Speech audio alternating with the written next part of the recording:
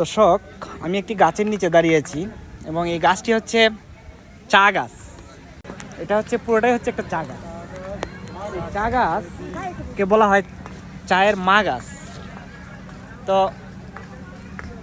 আমরা নর্মালি এত বড় গাছ দেখি না। বাগানের মধ্যে যে গাছগুলো, এগুলো হচ্ছে ছোটো ছোটো গাছ এবং এগুলো থেকে চায়ের পাতা কুড়ানো হয়ে চা পাতা বানানো হয়। কিন্তু চায়ের গাছ যেটি, এটি হচ্ছে মূলত চায়ের বীজ উৎপাদনের জন্য।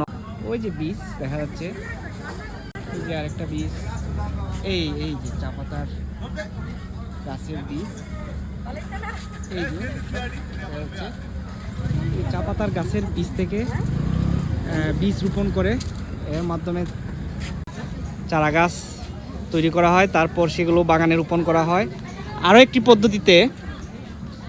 পদ্ধতিতে চা গাছের চারা তৈরি করা হয়, সেটা হচ্ছে গুটি পদ্ধতি। ডাল থেকে একটি অংশ কেটে মাটিতে রোপণ করে দিলে সেটা থেকেও চা গাছের চারা তৈরি হয়। তো চা গাছের চারা সম্পর্কিত একটি ভিডিও। সবাইকে ধন্যবাদ।